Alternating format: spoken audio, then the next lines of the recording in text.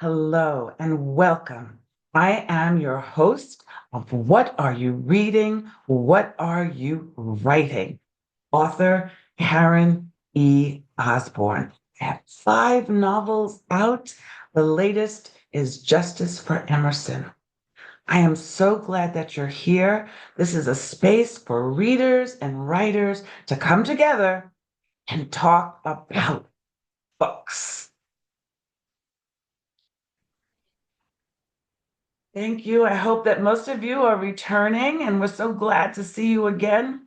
I have a really terrific guest, as always, a really terrific guest for you to meet. His name is Paul Jantzen. Hey, Paul. Hi, Karen. Thank you for having me. It's actually quite a pleasure to be here. I did the first episode that I saw of yours. You had Cam Torrens on, and then you had Jan Alexander, Gregory Grosvenor, and these are all authors that I've read. I've read your novel Justice for Emery, and so it's really nice to put faces and to delve a little further into who these people are that I'm talking to and emailing and reading their works. So this is fun and Oh, it's kind of an honor to be here. So thank you. that's excellent. And you've named some of my very favorites. So that's wonderful. So let me Cool. tell you guys a Mhm. little bit about Paul. He's an award-winning author on a debut novel called Sour Apples. And Paul resides in Frederick, Maryland with his wife, Marcia. Marcia. Did I say her name Marcia. right? Marcia. Marcia. Yep. Marcia, and a German shepherd named Ella. And other than escaping reality, that's what we do this is what we do. Right. So through writing, he enjoys the outdoors, woodworking, and a good game of baseball. So that's pretty cool, right?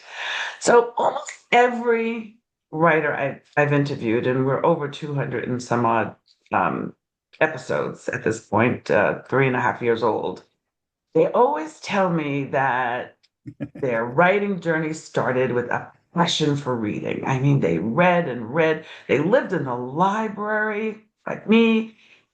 So it's a bit about your writing journey, which I think is a little different. Yes. So I was dragged to the library, much like Jimmy Hamilton, my main character. Um, so if there are people out there that actually love to write but don't like to read, please contact me. I'd like to start a book club. We'll all go fishing, or hiking or do something other than reading. So I can summarize my journey with one line, sort of. I won't keep it that short, though. I hate to read. I really do. So I wrote a novel instead. And as a kid, I struggled as a reader. And when you struggle at something, you don't want to do it unless you're really passionate about it. And I wasn't passionate about reading. Um, so, that was one thing that I just didn't get into. I know I missed out a lot on a lot of stories, and what have you, but it it just was the way it was. Yeah. And so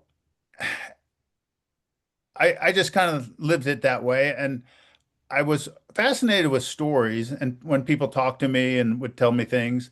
And I had an aunt and uncle, and they would visit once or twice a year, and they came to the house, and the energy was just incredible. It was electrifying. They came, and it got loud and boisterous, and just everybody was going nuts. And the stories they told were fun and happy, and everybody's laughing and jovial. And turns out later on in life, I realized there was a lot of alcohol involved. However, I did get the message. I got the message, and I want to tell stories with that same kind of energy. So Enthusiasm. Yeah. I took up filmmaking and creative writing in school. Um, I had one short film, The Leopard Frog. It was my debut film. It was just a short film. It aired on USA Network one Saturday morning. So that was a big deal. That was the spark that lit the flame, I guess. And but I needed a more like friendly budget friendly type of medium to tell stories because filmmaking back then was very expensive. Now you've got Mm. your phone, it's a lot easier, but it's still not great. So I took to writing. And what I decided to do was I'm going to write a novel that I wanted to read. So great. That is sounds so fun. So tell us, I had the pleasure of reading Sour Apples, and it is funny and delightful. And and I was so looking forward to actually meeting you, having read your novel. But so now give us like the premise, the setting, give us a little bit of background about for those who haven't had a chance to read it yet. Okay, Sour Apples is set in the year 1975. It's really a nondescript town. I call it Anytown, USA. The actual town is Walnut Creek, but that really, I mean, there's probably 1,000 Walnut Creeks, but I'm just Anytown, USA, steeped in Americana. What I noticed growing up, moving from town to town, and enough to realize that every town seems the same. The people are the same. They do the same things. They play baseball, they play kickball, they have the same hobbies, what have you.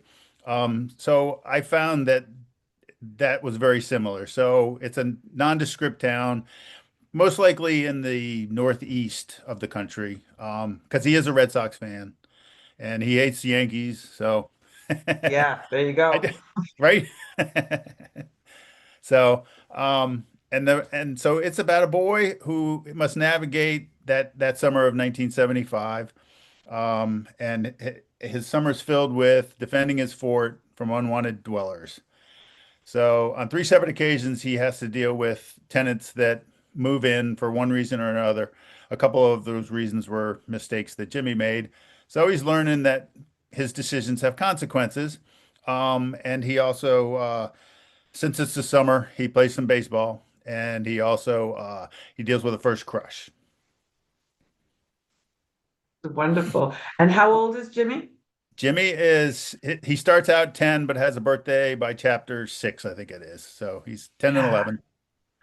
So what do you love about Jimmy? What are the qualities about him I that you admire the most? so so I do a lot of book signings, and people like often ask, "Are you Jimmy Hamilton?" And I'm like, I wish I was that cool. I really do. Um, but I like everything about Jimmy, to be honest. I I'd say he's charming, but really, I think what I mean is he, I don't know, he's he's just a young boy trying to figure things out, and he means well. Um, Yeah. Yeah. but he's a kid. He likes to climb things. He likes to get dirty. He likes to break things. He'll fight if he has to fight. He likes to poke at things that don't need poking. Whatever he can get into because he's a kid. And like I said, he's just trying to figure things out. So that's kind of where he's at. He's very relatable and he's very easy to like even when he's screwing up. He's very, he's just a really Thank likable you. kid. Yeah. Thank you. I appreciate that. That does mean a lot. I also loved your cover. Do you have a copy of the book handy? I do. Now, because you're blurred, you're gonna have to put it, we'll have to find the spot where everybody can see it. Like, No, back. how about I Hmm. unblur? I Oh, don't know. okay. Maybe I can. I don't know if I can do Yeah, I can't that. help you there. That's it. Oh, there you go. Oh, look at that. I Sour love apples. that cover. I love that cover. So tell us a little bit about what the cover stands for, what's sour apples. Absolutely. So it is sour apples is a kind of Jimmy's take on life. Everything feels like it's biting into a sour apple for him. And so he's a little sour in life until things start to work out for him. This cover came about. I asked permission from Black Rose Writing, my publisher, to uh, go outside and work with my designer. I have a good friend, a dear friend, who's very passionate about what she does, and she's very good at what she does. And she listened to me. She saw my vision, which those two things are very important. And then she put it to work and she was able to create what I was thinking. And this is going to be fun too because the apple now is just has a couple bites taken out of it. So book two, there'll be more of the apple is eaten. And book three, even more of the apple will be eaten. And there'll be a different picture inside the apple. So, Wow. Okay, so that leads me to my next question. yes. What are you working on? So how fast will book two So, come out? okay, so the sequel, it's just a bitter taste. It's been finished, but I'm considering a small tweak before submitting it. And so I'm working on that right now. It's been through the editing process. Hmm? And I want to give a shout out to my editor for Sour Apples and Just a Bitter Taste, Mary Ellen Bromwell. Yes. She's a wonderful writer, she's a wonderful person, and she's a wonderful editor. So she Yeah. made a good story better on both of these, on both Sour Apples Oh, and that's Just a wonderful. Bitter That's Taste. excellent. Excellent. Yeah. Editors are both, editors and beta readers. And, these are people that really just help us strengthen our books. And we're so grateful to them. Absolutely. Absolutely. So as you think about not reading so many years, is there a author that in your more recent, as you decided to start writing and stuff, is there an author that had an impact on your writing, how you think about writing, how you There's a few things that impacted me, and one author and one piece of work, and really his only piece of work that I like, John Grisham, A Painted House. mm, It it's not a lawyer book. mm-mm, It's about a young boy who's struggling to figure his way through life. And he's a pork cotton farmer, and it just it was so real and so intense and so meaningful, yet it didn't have to be. And I really like that book. I think that had some influence on me, some impact. I was always a fan of Cormac McCarthy. oh yes, Anything he writes, it's just you like every trail that you go down, you get dirt in your mouth reading it because it's just so real and so so intense. real, yes, so Yeah. authentic and So, and then I beautifully was also, written. I'm sorry? Okay. And then I was also a fan of Donald Westlake. He did a Dortmunder series, which was a bunch of misfit, bumbling thieves, and it was humorous. And to as a kid, that might have been the three books that I read.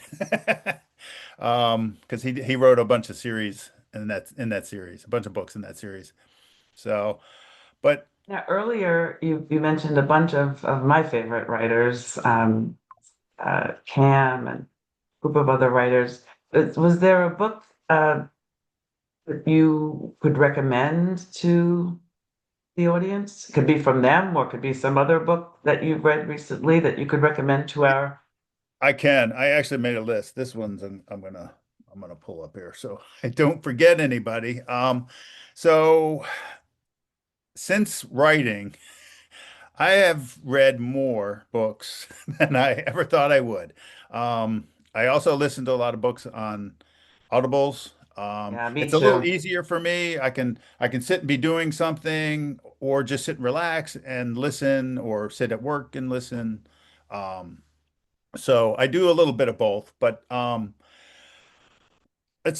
I'll start with one that's not Black Rose writing, and that was Nikki Cottage and the Oinky Doinks. Um, it's a children's book, middle grade kind of age range. It was by Mia R. Donovan, and she's this young girl from the UK. And I found her because she has a book, a YA book club. And I got to talking to her. She asked, "Would you like to do a review?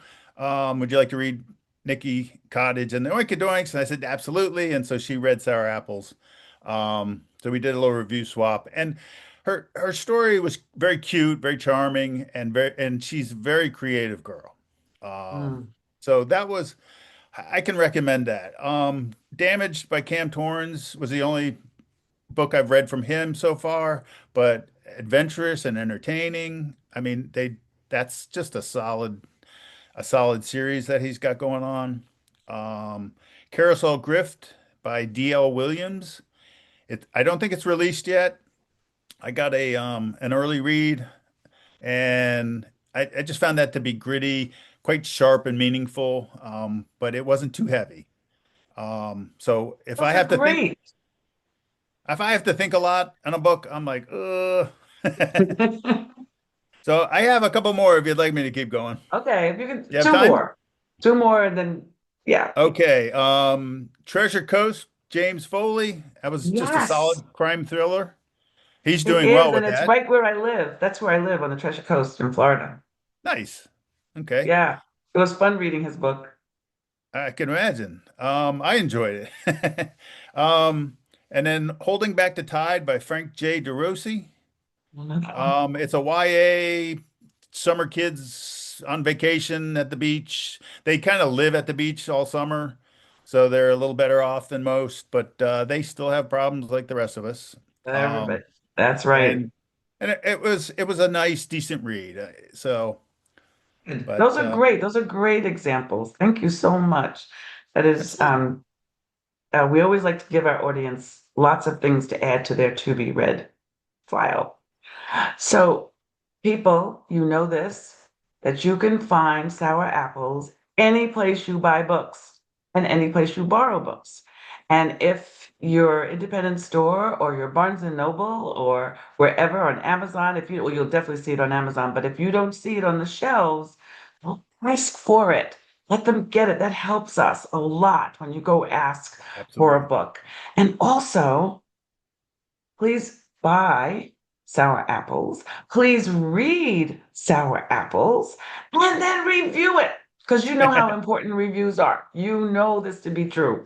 But Yes. Paul, after they do all of that, how can they be in touch with you? How can they find out more about you? Do you have a website? Do you have social media? Tell our audience where they can find you.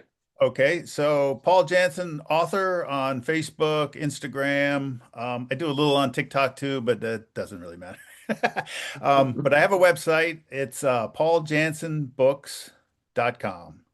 And you can find links. You can find links to buy the book. You can find where I'm going to be signing books. I do a lot of book signings at Barnes and Noble. In fact, I have 6 engagements up until the end of November. I'm already lined Wow. up. And I, if you're at a Barnes and Noble and you want to see me, tell the manager there, and maybe I can come out and I'll make the drive or whatever I have to do to get there. That's the That way I is sell books. I don't sell a lot of books online. Most of mine are uh, in-person book yeah, signing. in person, people Yep. meeting you. And that's the most fun too. You know, meeting our readers is like the best. And if you belong to a book club and you would like to have Paul, just let him know. Because you can do book clubs on Zoom, you can do them in person, you can do them on Zoom, and they work really well either way. So please be in touch with Paul and let him know that you met him on what are you reading? What are you writing? I hope to see you all next week. Thanks, everybody. Thank you, Bye. Karen.